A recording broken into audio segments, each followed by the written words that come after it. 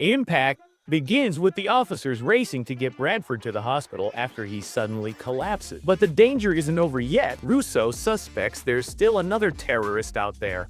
As they arrive at the hospital, Nolan spots a woman armed with an assault rifle, kicking off a fierce shootout between the team and the remaining attacker. Seeing the wounded nurses nearby, Nolan jumps into action and fires at the woman.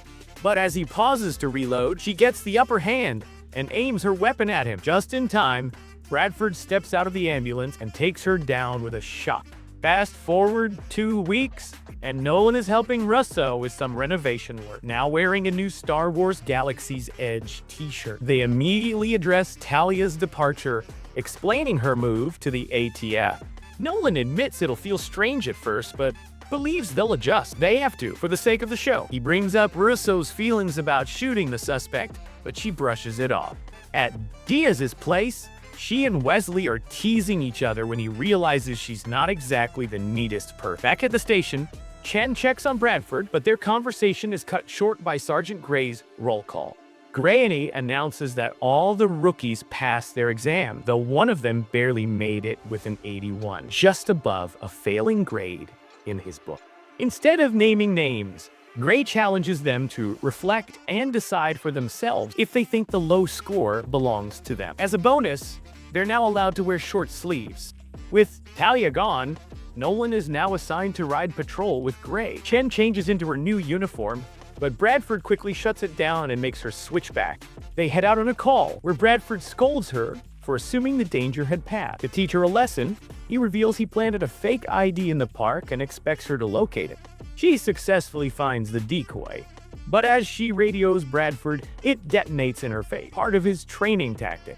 Later, they respond to another call involving a man named Richie Brown, played by Zeus Mendoza, who reports his wife Susanna, Amy Davidson, as missing.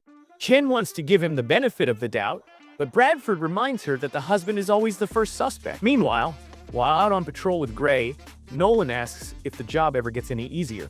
Gray explains that in order to make it in this line of work, officers have to build emotional walls between themselves and the job. They respond to a disturbance where Mark Cuban is being bothered by an overzealous entrepreneur. They quickly de-escalate the situation and move on to pick up police uniforms from a local supplier. Once there, Gray senses something's not right with the cashier and realizes a robbery is underway. They chase after the suspects and recover one of their bags, discovering that around 20 police uniforms were stolen, clearly for a much larger, high-risk hike. Later, Gray approaches West and assigns him to oversee the incoming cadet. As Nolan works with a sketch artist to help identify one of the suspects, Gray interrupts to take him to the bike drop location, where one of the suspects is also found dead. The officers regroup to figure out their next move. They decide to form a joint task force across agencies and implement tighter ID verification procedure. At the end of their shift, Chen confronts Bradford about why he's been treating her differently. He explains it's because she lied, saying he didn't try to take his own life during his illness, but she insists she did it to protect his career. Their argument escalates, with Chen bringing up how he bent the rules for Isabel, which causes Bradford to walk away angrily. Meanwhile, at home, Wesley opens up to Diaz about her messy habits. But instead of taking it well, she gets upset, feeling like he's trying to change who she is. Nolan, still processing the trauma from the day before, sits quietly in his home and chooses to ignore a call from Russo.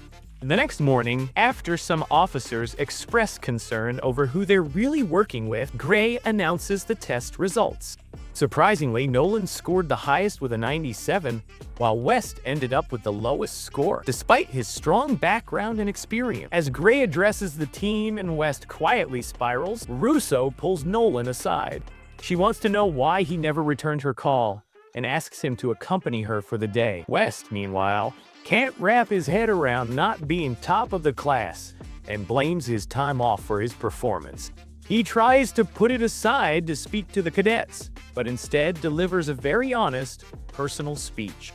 Afterward, Diaz jokingly gives him the rookie jersey of shame. Back at the station, Chen heads into the garage, but notices a suspicious officer following. She catches on that he's not a real cop when he grabs a police radio. Before she can stop him, he leaps from the garage into a dumpster and escapes in a waiting car. Elsewhere, Nolan opens up to Russo, admitting he was bothered by her joking around near a dead body, which made her seem cold. Their conversation is cut short when Gray alerts them about the stolen radio and warns them to avoid certain frequency. Nolan and Russo then respond to a call about a stolen vehicle found at the home of the suspect tied to the missing person case, Susanna Brown, that Chen and Bradford are investigating. They listen in and realize Susanna is being held hostage to help set up an ambush on a police convoy transporting seized drugs, cash, and weapons. While Russo radios it into the precinct, Nolan decides they can't wait and makes his way into the house by crawling through the foundation. As the fake officer receives confirmation that the convoy has been attacked, he prepares to shoot Susanna. But just then, the doorbell rings, distracting him long enough for Nolan to burst in and hurl him through the front window. At the same time, Bradford and Chen catch up with the convoy and successfully take down the imposter cops involved in the ambush. Back at the precinct, Gray calls West into his office to check in. He's still unsure about West's judgment after the cadet incident and informs him that his rookie training will be extended until he works through the issue. Later, Wesley comes home to find Diaz cleaning and emotionally overwhelmed. She confesses she's scared of what lies ahead in their relationship and doesn't want to mess things up. Wesley quickly reassures her, forgiving her without hesitation. That night, Russo shows up at Nolan's place to address the unspoken tension between them. Nolan admits he can't just shut off his emotions, even if the job seems to demand it. That honesty moves Russo, and she confesses that she started to fall for him. They kiss, and the episode wraps up with the two of them hurrying off to Russo's much more put-together apartment. What did you think of this episode? Let me know in the comments below.